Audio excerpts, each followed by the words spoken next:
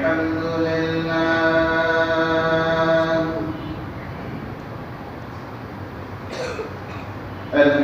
لله نحمده ونستعينه ونستغفره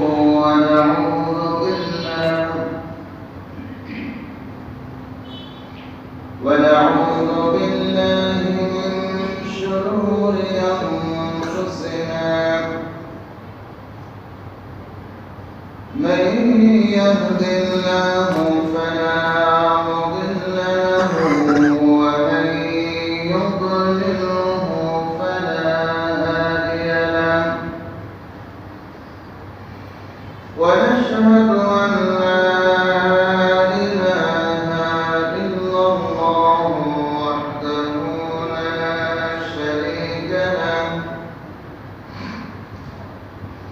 ونشهد أن محمدا عبده ورسوله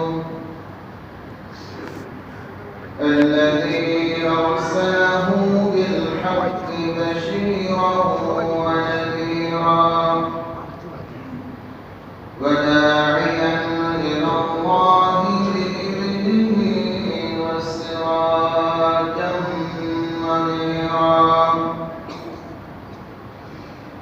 فقد قال الله تعالى في كلامه المجيد وفرقانه الحميد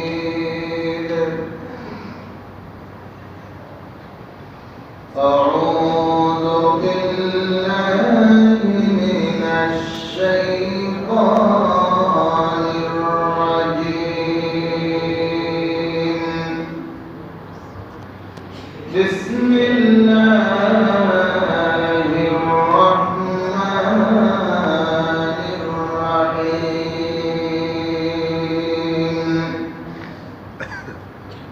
إن الله وملائكته يصلون على النبي يا أيها الذين آمنوا صلوا عليه وسلموا تسليما اللهم صل على سيدنا مولانا محمد وعلى آل سيدنا مولانا محمد اللهم صل على سيدنا مولانا محمد وعلى آل سيدنا مولانا محمد الحمد لله الله رب العزة والجلال দরবারে অসংখ্য অগণিত শুকরিয়া জ্ঞাপন করছি যিনি আমাদেরকে পবিত্র দিনে জুমার নামাজ আদায়ের উদ্দেশ্যে মসজিদে উপস্থিত হওয়ার তৌফিক দান করেছেন সেজন্য সে মহান মাবুদের দরবারে কালিমাতুল শুকর আদায় করার লক্ষ্যে সকলে মনের থেকে মহব্বতের সাথে উচ্চ আওয়াজে একযোগে পড়ে নিচ্ছি আলহামদুলিল্লাহ।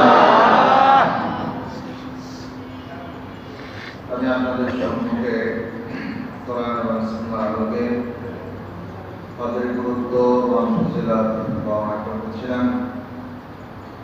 যদিও আমাদের মহল্লা থেকে অধিকাংশ আগেরাই চলে গিয়েছেন, হয়তো আজ দু একটা তারিখ থাকতে পারে। সারা পৃথিবী থেকে মহান আল্লাহ সুবহানাহু ওয়া তাআলা তাকে সাড়া দিয়ে কাবাঘরকে সামনে রেখে জমায়েত হচ্ছে, একত্রিত হচ্ছে শুধুমাত্র আল্লাহর সন্তুষ্টি লাভের জন্য। লাব্বাইক আল্লাহুম্মা লাব্বাইক বলে দিয়ে সকলেই জানাচ্ছেন আমি উপস্থিত, তোমার ডাকে সাড়া আমি দিয়েছি, তুমি কবুল করেছ। তোমার ঘরের সামনে আসার তৌফিক তুমি দান করেছ, আমিও এসেছি, আমাকে তুমি কবুল করে না করে বলে আমিন। হজের যে কার্যাবলী আছে সব কাজই গুরুত্বপূর্ণ, তারপরে হাজিদের জন্য সবচেয়ে বড় সুযোগ সেটা হলো আরাফার দিন। আরাফার দিনটাই হলো সবচেয়ে বড় সুযোগ। এত বড় সুযোগ, হজ করার জন্য যে 5 দিন সময় লাগে, 5 দিনের মধ্যে এত বড় সুযোগ আল্লাহ পাক রব্বুল আলামিন কোন হাজিকে দিলেন না। আর এই বিশাল সুযোগ দেওয়ার কারণে ইবলিস ওই দিনটা এত মনক্ষুণ্ণ, এত অপমান অপদস্থ নিজেকে মনে করে, যা অন্য কোনদিন এতটা নিজেকে ছোট এবং অপমান অপদস্থ নিজেকে মনে করে না। এই কারণে যে আল্লাহ মুমিন বান্দাদেরকে অন্যান্য দিনে ধোঁকা দেওয়া সম্ভব হয়, কিন্তু আরাফার দিন লক্ষ লক্ষ মুসলমান একত্রিত হয়, তাদেরকে আল্লাহ পাক মাফ করে দিচ্ছেন, তাদেরকে ধোঁকা দিতে পারছে না। সেজন্য বাইরে বসে সে শুধুমাত্র কপাল থাপড়াতে থাকে, হায় কি হয়ে গেল, কি হয়ে গেল, কি হয়ে গেল, এই চিন্তায় নিমগ্ন। আর আল্লাহ পাক রব্বুল আলামিন ওই দিন আরশে আজিম থেকে প্রথম আসমানে চলে আসেন এবং উপর থেকে রহমত বর্ষণ করতে থাকেন। সে রহমতের ধারা, সে রহমতের নিশানা শয়তান নিজ চোখে দেখে আর আফসোস করতে থাকে, আরে আমি আল্লাহর বান্দাদেরকে পাকড়াও করার জন্য চতুর্দিকটা চেয়েছিলাম, আমি কেন উপরের দিকটা চাইলাম না? যদি উপরের দিকটা আমি চাইতাম তাহলে তো পুরাই আমি আমার কবজায় চলে আসলো। যারা বলেন আউযুবিল্লাহ, আল্লাহ পাক বলেন ওটা তো আমার কাজ, তুমি চাইলেও তো আমি দিতাম না। আর তোমাকে চাওয়ার সুযোগও আমি দেই নাই। ওই 4টা দিক তোমাকে ঘোরায় রেখেছি, আর উপরের দিকটা আমি আল্লাহ পাক রব্বুল আলামিন তোমাকে ঘোরাইয়া রেখেছিলাম। এই কারণে জোরে বলি আলহামদুলিল্লাহ। রাসূল পাক সাল্লাল্লাহু আলাইহি ওয়াসাল্লাম বলেছেন, ইবলিস এই আরাফার দিন সবচেয়ে অপমান অপদস্থ থাকে, এই কারণে যে আল্লাহ পাক রব্বুল আলামিন তার অসংখ্য বান্দাদেরকে মাফ করে দেয়। জোরে বলুন সুবহানাল্লাহ। সাহাবায়ে কেরাম জিজ্ঞেস করলেন, ইয়া রাসূলুল্লাহ, এর ছাড়া কি আর কোনদিন শয়তান এরকম নিরাশ হয়েছিল? বললেন যে হ্যাঁ, আরো একটা দিন হয়েছিল, সেটা হলো বদরের দিন। সাহাবায়ে কেরাম জিজ্ঞেস করলেন কেন? রাসূল পাক সাল্লাল্লাহু আলাইহি ওয়াসাল্লাম বলেছিলেন যে শয়তান ইবলিস নিজেই দেখতেছিল হযরত জিবরাইল আলাইহিস সালাতু ওয়াস সালাম ফেরেশতাদেরকে সৈনিক হিসাবে বদর প্রান্তরে যুদ্ধ করার জন্য দাঁড় করিয়ে রেখেছেন। জোরে বলুন সুবহানাল্লাহ। তখনও তিনি অনেক নিরাশ হয়ে গিয়েছিল, আরে আমি তো পারলাম না, আমি তো পারলাম না। জিবরাইল আলাইহিস সালাম এসে তো সব শেষ করে ফেললো, কারণ মানুষকে ধোঁকা দেওয়া সম্ভব, ফেরেশতাকে তো ধোঁকা দেওয়া, তার কাছে যাওয়া কি সম্ভব? এই যে প্রথম আসমানে আসেন, আসার পরে আল্লাহ পাক রব্বুল আলামিন তার রহমতের ফেরেশতাদেরকে নিয়ে হাজির হন। এরপর আল্লাহ নিজেই বলেন, আমার ফেরেশতারা দেখো তো এই মাঠের এই অবস্থা কেন? সব খোলা ময়দানে একই ড্রেস পরা, একই কাপড় পরা, কোনো ভিন্নতা নেই। এবং সব মানুষ একই ধ্বনি দিচ্ছে, যে যে ভাষাই হোক না কেন, যেই বর্ণের হোক না কেন, একটাই আওয়াজ, সেটি হলো লাব্বাইক আল্লাহুম্মা লাব্বাইক। এই আওয়াজটা কেন দিচ্ছে? ফেরেশতারা বলেন রব্বুল আলামিন এই আওয়াজ তো দিচ্ছে শুধুমাত্র তোমাকে জানাবার জন্য যে তারা এখানে হাজির হয়েছে, উপস্থিত হয়েছে, তোমার ডাকে সাড়া দিয়েছে। আল্লাহ পাক আবার বলেন, দেখো তো চুলগুলি উস্কো খুস্কো ময়লা লাগানো, দাড়িগুলি উস্কো খুস্কো ময়লা লাগানো, তারপরে শরীর থেকে গন্ধ আসে, গর্ভাক্ত শরীর, যেখানে বসা যায় সেখান থেকেই কালার মতো কি ওঠে, ময়লা ওঠে। এই অবস্থা কিসের জন্য, কার জন্য? ফেরেশতারা বলেন রব্বুল আলামিন এটা তো শুধুমাত্র আপনার জন্য। জোরে বলে আলহামদুলিল্লাহ। আসলে কার জন্য? আল্লাহ। আল্লাহ রাব্বুল আলামিন এইবার ফেরেশতাদেরকে বলেন, ও আমার ফেরেশতারা, তোমরা সাক্ষী থাকো, আমি আমার এই এলোকেশে ময়লা যুক্ত শরীরওয়ালা ব্যক্তিদেরকে আমি আল্লাহ পাক রব্বুল আলামিন মাফ করে দিলাম। জোরে বলুন সুবহানাল্লাহ। ফেরেশতারা বলেন রব্বুল আলামিন এখনো তো কোন বান্দা তাদেরকে বড় গুনাহগার বলা হয়, অনেক বড় বড় গুনাহ করেছে, আবার গুনার পরিমাণ সংখ্যা তো অনেক বেশি, তারা তো এখন পর্যন্ত ক্ষমা পায় নাই, তাদের অবস্থাটা কি হবে?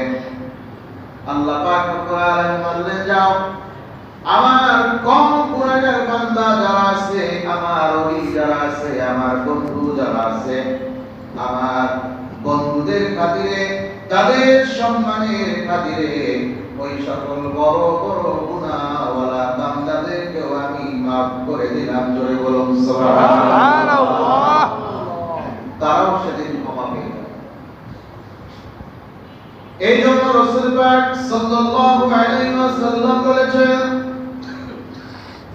খায়রুদ দুআই দুআউ ইয়াউমি আরাফা, সর্বশ্রেষ্ঠ দোয়া আরাফার দিনের দোয়া, যে দোয়াটা কুলতুমা আনা ওয়ান নাবিয়্যুনা মিন ক্বাবলি, যে দোয়াটা আমি করেছি এবং আমার পূর্বে সমস্ত নবী এবং রাসূলগণ করেছেন, সেই দোয়াটি হলো লা ইলাহা ইল্লাল্লাহু ওয়াহদাহু লা শারীকা লাহু লাহুল মুলকু ওয়া লাহুল হামদু ওয়া হুয়া আলা কুল্লি শাইইন কাদির।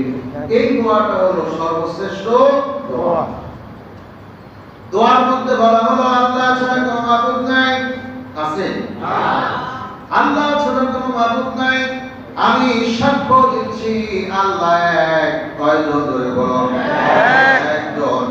ওয়াহদাহু, আবার বললেন লা শারীকা লাহু, রব্বুল আলামিন তোমার কোনো অংশীদার নাই, তোমার কোনো শরীক নাই, সেই সাক্ষ্য আমি দিয়ে দিলাম। আবার বললাম আর কি গুণ আছে বলো? বান্দা তখন বলে লাহুল মুলকু ওয়া লাহুল হামদু ওয়া হুয়া আলা কুল্লি শাইইন কাদির, আল্লাহ রাব্বুল আলামিন তোমার জন্য রাজত্ব আর সকল প্রশংসা একমাত্র তোমার জন্য, তুমি মহা শক্তিধর, তোমার মতো শক্তিশালী এই গোটা পৃথিবী এবং আসমান জুড়ে আর একজনও নাই। জোরে বলুন আল্লাহু আকবার। আল্লাহ পাক বলেন নাকি সত্য কথা যা বললা সঠিক কিনা? কতগুলি দোয়া করেছে, ওখানে গিয়ে বলছে আল্লাহ তুমি ছাড়া কেউ নাই, তুমি এক, সাক্ষ্য দিচ্ছি তুমি এক, তোমার কোনো শরীক নাই। আবার বলছি তোমার প্রশংসা এবং গোটা পৃথিবীর রাজত্ব একমাত্র তোমার। আল্লাহ পাক বলেন হজ করতে এসে এই কথাগুলি বললাম, বলার পর দেশে গিয়ে আবার কি দেশ ভাগ করবা? করে কিনা? করে। এসেই তো শুরু করে দেয়, এইটা আমার, ওইটা আমার, ওইটা আমার, বাকি যা আছে সব দেশ থেকে পালাই দাও। বলে না? বলে। আহা, আল্লাহ পাক বলেন, বান্দারে তোমরা যে হজ করতে আসছো, আসল কথাটা বলো। এই যে আমার কাছে আসছো, আমি কি একজন নাকি আমার কোন অংশীদার আছে?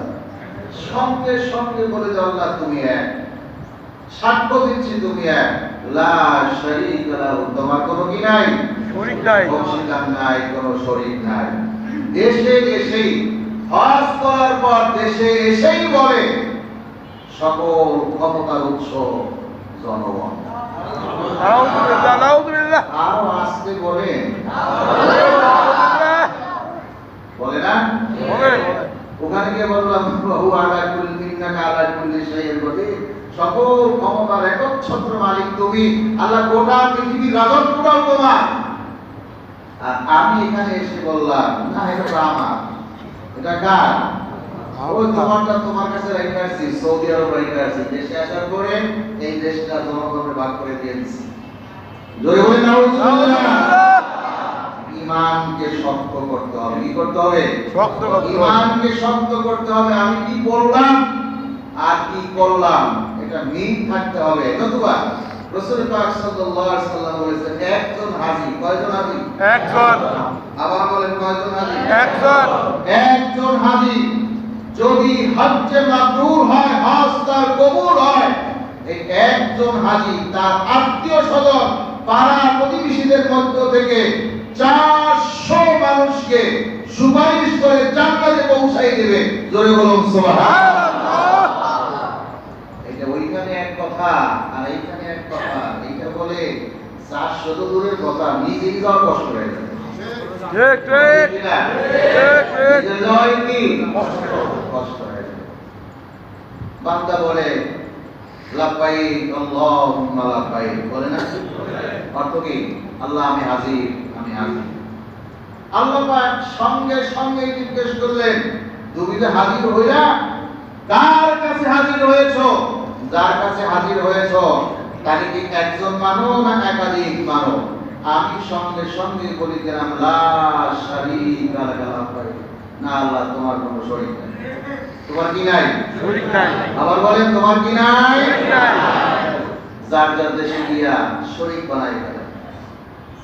নাউযুবিল্লাহ, নাউযুবিল্লাহ। আল্লাহ পাক বলছেন যে এই যে অবস্থাটা আমি বান্দাদের জন্য একদম প্রথম আসমানে চলে আসি। কোন আসমানে? প্রথম আসমানে চলে আসি। আসার পর আমি নিজের দৃশ্যগুলি দেখি, আমার ফেরেশতাদের আমি সাক্ষী রাখি যে এইখানে যে কথাগুলি বললাম এটা তোমরা ঠিক থাকো নাকি আবার নিজ নিজ দেশে গিয়ে উলট পালট করে বলো, এই সাক্ষী আমি আমার ফেরেশতাদেরকে দিয়ে রাখি। আল্লাহ পাক বলছেন, তোমরা যে হজ করে দেশে চলে যাও, কি নিয়ে যাও? কোন জিনিস নিয়ে তোমরা দেশে যাও? নিজ নিজ বাড়িতে চলে যাও, কি নাও? হজের শিক্ষা আসলে কেউ নেয়? আপনারা দেখবেন, ভাই কি নিয়ে আসছেন হজ করে, ও সে বলবে যে আনছি সুরমা, আনছি, তারপরে কুরমা আনছি, খেজুর আছে, সুরমা আর কুরমা, আতর আর পাথর, কয়টা হলো? 4টা। আমি তো মিলাই বললাম, সুরমা, কুরমা, আতর আর পাথর, এই 4টা জিনিস নিয়ে দেশে আসে। জামাই থাকলে একটা মোবাইল নিয়ে আসে, মেয়ে থাকলে স্বর্ণের কিছু গহনাপত্র নিয়ে আসে, অথবা বউয়ের জন্য কিছু নিয়ে আসে, ইত্যাদি ইত্যাদি ইত্যাদি আনবেন। আমার গোসনীয় না, আপনি আনবেন কোন জিনিস? স্বর্ণ গহনা না, স্বর্ণ গহনা নয়। আপনি যেই পরিবেশে গিয়েছেন, এই পরিবেশে যেটা মানানসই, যেটা মানানো যায়, এমন একটা জিনিস দিবেন যে জিনিসটা হজের একটা স্মৃতি থাকে। অর্থাৎ দেখলে যেন হজের কথাটা মনে পড়ে যে এই লোক আমার একটা গিফট দিয়েছিল, যেমন একটা জায়নামাজ দিতে পারে। জায়নামাজটা যখনই নামাজ পড়বে তখনই বলবে এটা তো অমুক দিয়েছিল, হজ করতে গিয়ে এই জিনিসটা দিয়েছিল। আচ্ছা, এইটা যেরকম মনে করবে, কাউকে একটা আংটি দিয়ে সেটা কি মনে করবে? আংটি পড়াশোনা কে দিয়েছিল? তখন তো তার ধান্দা থাকে আমি কখন বাইরে চলে যাব। কথা ঠিক কিনা? আল্লাহ পাক বলছেন যে দিবা দাও, পরিবেশ অনুযায়ী তোমরা দাও। যে জিনিসটা দিলে তারপরে সবাই কিন্তু জায়নামাজ দিব না, সবাইকে জায়নামাজ দিবেন কেন? জায়নামাজ দিবেন। আর মহিলা আত্মীয়স্বজনরা যারা আছে তাদেরকে একটা হিজাব দিবেন, নামাজ পড়ার হিজাব। তাহলে কি হবে? আপনি সওয়াব পাইতেই থাকবেন। এগুলি দেন যেগুলি দিলে কাজে লাগবে। বাচ্চাদেরকে আপনি জায়নামাজ দেন, ওরা এই জায়নামাজ দিয়ে শিখবে। বড় জায়নামাজ আছে না, ছোট জায়নামাজ আছে, এটাই আপনি দিবেন, এখান থেকে তারা শিখবে। অর্থাৎ যেই পরিবেশে যাবেন ওই পরিবেশে কিছু হাদিয়া তওবা সেগুলি দিবেন। তারপরে জমজমের পানি দিবেন। সুন্নাত দেওয়া, যাও কি সুন্নাত। একটু প্রতিবেশীরা আছে, আত্মীয়স্বজন কিছু আছে, একটু দিলেন, এগুলি আনবেন, এগুলি দিবেন। দোষণীয় নয় তা না, একেবারে লক্ষ লক্ষ টাকা নিয়ে যায় মার্কেটিং করতে। কি করতে তাই না? যায় নিজের চোখে দেখে, নিজের চোখে দেখে এসেছি কিভাবে খরচ করে। আর আমরা টাকায় থাকি, ভালো ওরে টাকা কোথা থেকে আসলে টাকা। যাক, আল্লাহ পাক বলেন কি নিয়ে যাও। আল্লাহ রাব্বুল আলামিন বলেন শোনো, তোমরা যেই জিনিস নাও আর আমি হজের মাধ্যমে যেই জিনিস শিক্ষা দেই তোমরা তো সেইগুলি দেশে নিয়ে যাও না। তো সেটা কি জিনিস? আল্লাহ রাব্বুল আলামিন বলেন আওয়ালাম ইয়ারাউ আন্না জাআলনা হারামান আমিনা ওয়া ইউতাফাত্তাফু আন-নাসু মিন হাওলিহিম আফাবিল বাতিল ইউমিনুন ওয়া বিনি'মাতিল্লাহি ইয়াকফুরুন। ছোট্ট একটি আয়াত। এই ছোট্ট একটি আয়াতের মধ্যে আল্লাহ পাক রব্বুল আলামিন 4টা মেসেজ দিয়েছে। এই মেসেজটা দেওয়ার আগে আল্লাহ একটি প্রশ্ন করেছেন। সেই প্রশ্নটি হলো আওয়ালাম ইয়ারাউ, তারা কি দেখে না? কারা? হাজিরা। বলেন তারা কারা? হাজিরা। হাজিরা যারা হজ করতে যায় তারা কি দেখে না? আল্লাহ প্রশ্ন করেছেন আওয়ালাম ইয়ারাউ, তারা কি দেখে না? আন্না জাআলনা হারামান আমিনা, আমি এই গোটা শহরকে কিভাবে নিরাপত্তার নগরী বানিয়ে দিয়েছি। জোরে বলুন সুবহানাল্লাহ। কি নগরী? কথা বলেন না, নিরাপত্তার নগরী। এই নিরাপত্তার নগরী যেখানে অনেক সুন্দরী রূপসী যুবতী মহিলা সহ আবার সুন্দর সুদর্শন যুবক, 16 কলায় যৌবনের জোয়ার, তারাও সেখানে যায়, একই সাথে তাওয়াফ করে, একই সাথে চলাফেরা করে। কিন্তু ইতিহাস সাক্ষ্য 1500 বছর আগে থেকে নিয়ে এই যে বর্তমান পর্যন্ত তাওয়াফের স্থানে কোন ধরনের অঘটন কি ঘটেছে? না, ঘটে নাই। পাথর মারার জায়গায় না, মিনায় না, মুজদালিফায় না, আরাফায় না, কোথাও ঘটে নাই। তার নিরাপত্তা কে দিলেন? আল্লাহ। আল্লাহ সেই প্রশ্ন করেছে তারা কি দেখে না? আমি নিরাপত্তা প্রদান করলাম কিসের মাধ্যমে? কোন পুলিশ বাহিনীর মাধ্যমে না, র্যাব আছে নাই, সিটা আছে নাই, আর্মি আছে নাই, কোবরা আছে কিছুই তো নাই। কি আছে? আল্লাহর একটি আইন। আল্লাহু আকবার বলেন। আল্লাহর একটি আইন আছে, আর কিছু না। এই একটা আইন দিয়ে আমি গোটা নগরীকে নিরাপত্তার নগরী বানিয়ে দিয়েছি। আর আবার বলছেন অথচ একই সময় এই শহরের বাইরে ছিনতাই হচ্ছে, চুরি হচ্ছে, সব কিছু ঘটে যাচ্ছে, কিন্তু নগরীর মধ্যে নিরাপত্তা বেষ্টনীর মধ্যে এর কোনো কিছু ঘটে যাচ্ছে না।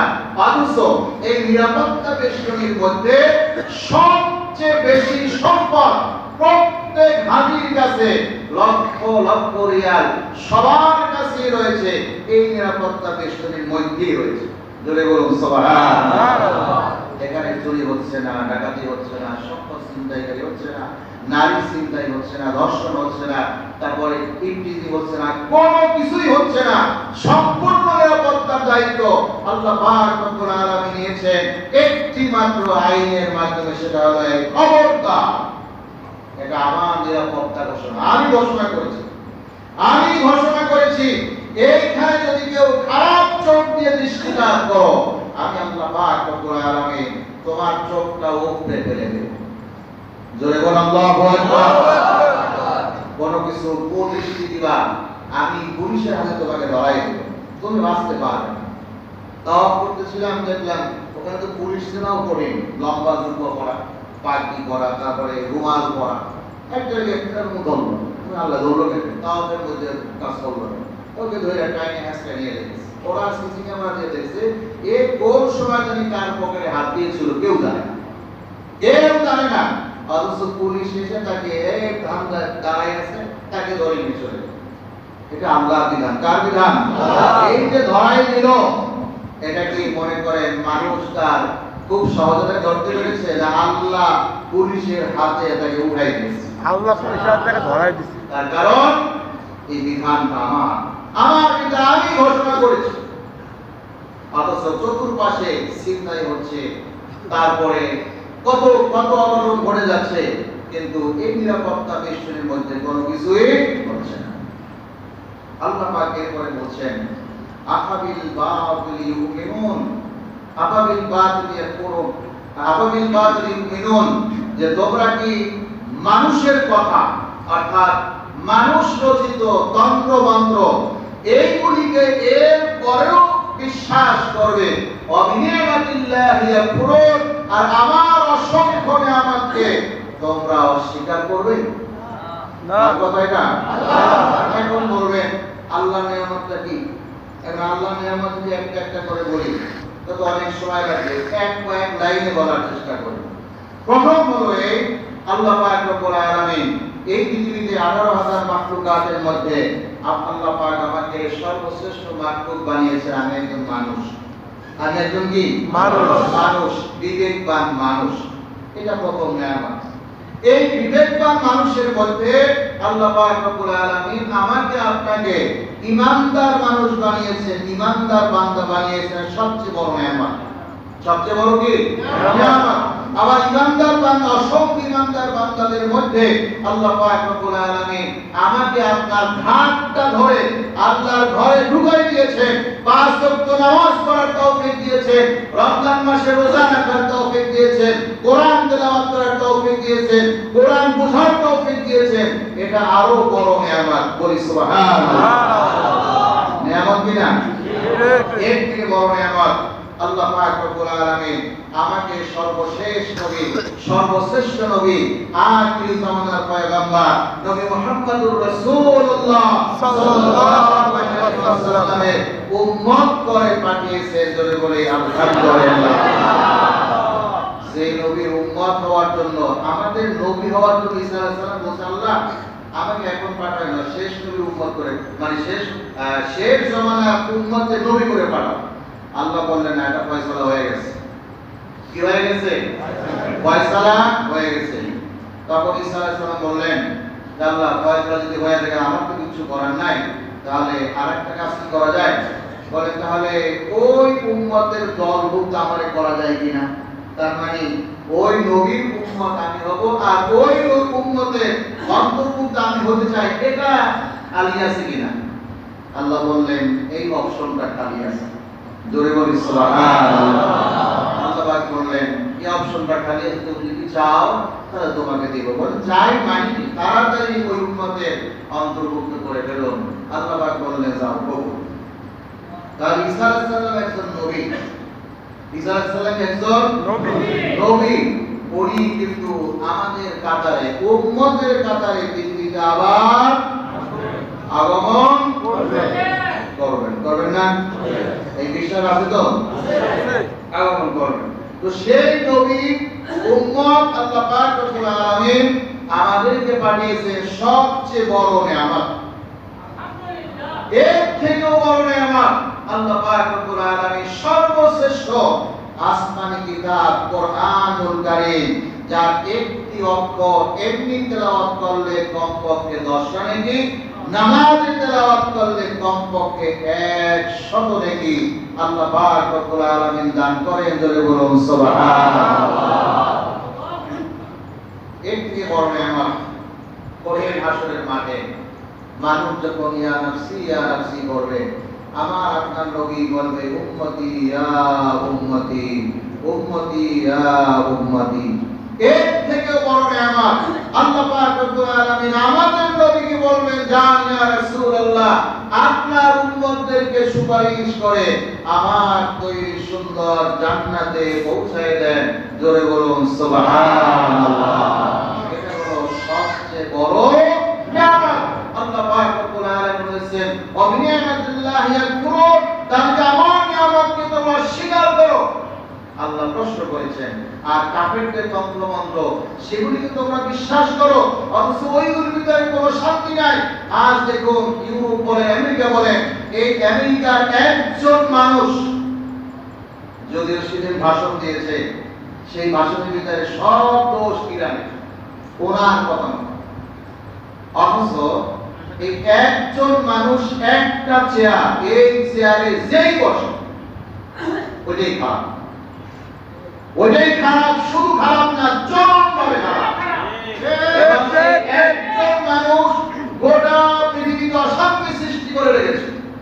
এই একজন মানুষ সারা পৃথিবীতে যুদ্ধ বিগ্রহ বানায় রেখেছে। একজন মানুষ শুধুমাত্র অস্ত্রের ব্যবসা করার জন্য, নিজের পকেট ভারী করার জন্য। এই ইন্ডিয়া পাকিস্তান যুদ্ধ সেই লাগিয়েছে। এটা তো লাগছে, আমি কয়েক মাস আগে বলেছিলাম যে 25 সালে ভয়াবহ অবস্থা হবে। বলছিলাম না, মনে আছে?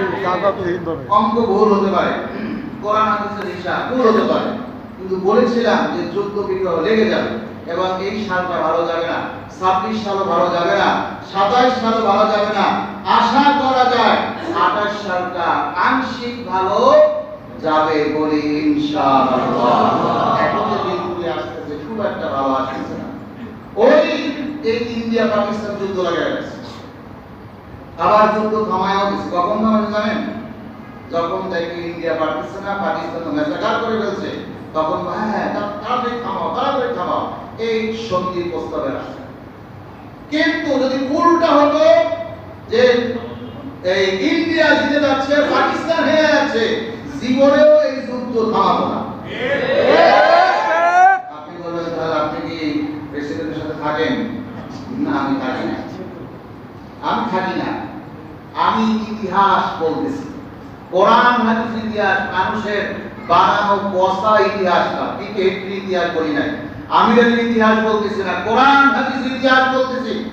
যত যুদ্ধ রাসূল পাক সাল্লাল্লাহু আলাইহি ওয়াসাল্লামের সাথে আর কাফের মুশরিকদের সাথে হয়েছিল, তারা কাফের মুশরিকদের পক্ষ থেকে সন্ধির প্রস্তাব তখনই দিয়েছিল যখন তারা নাস্তানাবুদ অবস্থা, মুসলমানরা বিজয় হয়ে যাচ্ছে, তখন কাফেররা বলল, মুহাম্মদ, আমরা তোমার সাথে সন্ধি করতে চাই। জানেন এটা কি করতে চাই?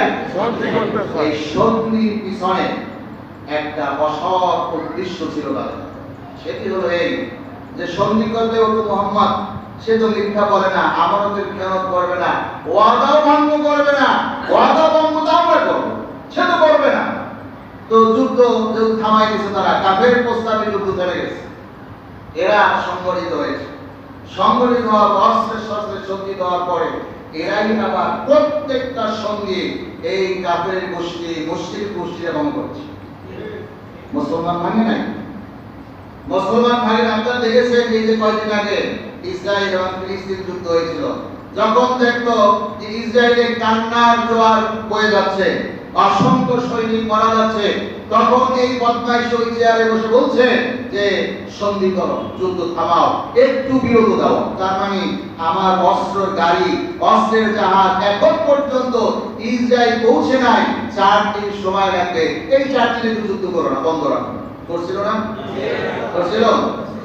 বলেন, আপনারা তো এই জমানার মানুষ। এই যুদ্ধ যে বন্ধ ছিল, বন্ধ অবস্থায় ছিল, কারা ভঙ্গ করেছিল? ফিলিস্তিন নাকি ইসরায়েল? ইসরায়েল। আপনারা মনে করেন না ভারত পাকিস্তান যুদ্ধ শেষ হয়ে গেছে? সহজ না। এই যুদ্ধ থামাই দেওয়া হয়েছে। এখন ট্রাক ভর্তি করে, ট্রাক তো আসবে না, জাহাজ ভর্তি করে সমানে অস্ত্র দিবে, অস্ত্র দেওয়ার পর স্বয়ং শক্তি হওয়ার পরে এই ওইখানে ওই চেয়ারে বসেই বলবে এইবার মারো। দেখবেন এটাই হবে, এটাই হবে। এবার মারো, এবার তারা আবার মারা শুরু করে দিল। বাকি আল্লাহর ইচ্ছা, হাদিসে ভবিষ্যতে এটা ঘটবেই ইনশাআল্লাহ। ঘটবে না? ঘটবে। কেউ ঠেকাতে পারবে না, পারবে? তাই বলে আমরাও কি হাল ছেড়ে দেব? আমরাও আমাদের ঈমানকে মজবুত করার অবস্থানে থাকবো বলে ইনশাআল্লাহ। আল্লাহ পাক বলেছেন হজ করতে যাও, আমি একটা বিধান দিয়ে তোমাদেরকে দেখিয়ে দিলাম আমার বিধানে কি পরিমাণ শান্তি। যদি এই বিধানগুলি তোমরা নিজ দেশে গিয়ে পালন করো তাহলে দেখবা শান্তি কাহাকে বলে তোমরা তো সেই শান্তি ঠেকায় রাখতে পারবে না। আমার আশি আসিন থেকে একদম কুয়াশার ইয়ার মতো, বৃষ্টির মতো তোমাদের উপরে রহমত বর্ষিত হবে, শান্তি বর্ষিত হবে। কখন?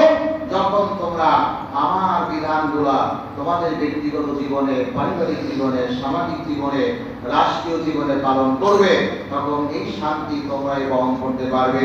এই শান্তির সুখ সমৃদ্ধি তোমরাই ভোগ করতে পারবে। এগুলি তো তোমাদের জন্য আমি দিয়েছি, আর এখন তোমাদের জন্য আমি আবার সেগুলিকে নিয়ে যাচ্ছি। আসল আল্লাহ পাক রব্বুল আলামিন যে বিধান আমাদেরকে দিয়েছেন, ওই বিধান ছাড়া উল্টা পথে চললে কখনো কোনো অবস্থায় জান্নাতে যাওয়া সম্ভব হবে না। এই কথাটাও কিন্তু আমার কথা নয়, কার কথাটা জানেন? আচ্ছা বলেই আল্লাহ রাব্বুল আলামিন বলেন ومن أظلم ممن افترى على الله كذبا أو كذب بالحق لما جاءهم আল্লাহ পাক বলেন তার থেকে অধিক জানেন আর কে হতে পারে যে ব্যক্তি আমার উপরে মিথ্যা রচনা করে আর আমার সত্য আশার করে সত্যকে মিথ্যায় প্রতিপন্ন করে। এমন অবস্থা যদি হয়ে থাকে আল্লাহ রাব্বুল আলামিন বলেছেন এই সব কাফির মুশরিকদের জন্য জাহান্নাম ছাড়া আর কোনো গতি নাই। বলে বলুন নাউযুবিল্লাহ। এদের জন্য জাহান্নাম ছাড়া আর কোনো গতি নাই, কোনো উপায় নাই। আল্লাহর বিধান মেনেই আমাকে আল্লাহর কাছে হাজির হতে হবে। নতুবা আল্লাহ পাক বলেছেন ওয়াকুল্লুহুম আতিহি ইয়াউমাল কিয়ামাতি ফারদা। আমার কাছে আমি আমার এক একজন বান্দাকে আলাদা আলাদা করে আমার কাছে হাজির করব, হিসাব নেব। কার কথা এটা? আল্লাহ। সুতরাং আল্লাহ যদি ওই দিন বলে যে বান্দা নামাজটা কেন পড়ো নাই, জবাব দাও তো, বলেন তো, কোন জবাব আছে? দিতে পারবেন? রোজা কেন রাখো নাই বলো, আমার এই হুকুমটা কেন পালন করো নাই বলো, কোনো জবাব নাই, কারো কাছে কোনো জবাব নাই। সুতরাং আল্লাহর বিধান আমাকে পালন করতেই হবে, আল্লাহর বিধান পালন করতে আমি বাধ্য, নতুবা ধরা খেতেও আমি বাধ্য, ছুটে যেতে বাধ্য। আল্লাহ পাক রব্বুল আলামিন আমাদের সকলকে তার বিধানের কাছে শামিল করুন এবং সুন্দর জান্নাতে যাওয়ার তৌফিক দান করুন। সবাই বলে আমিন। ওয়া মা তাওফীক ইল্লা বিল্লাহ। আসসালামু আলাইকুম ওয়া রাহমাতুল্লাহি ওয়া বারাকাতুহু।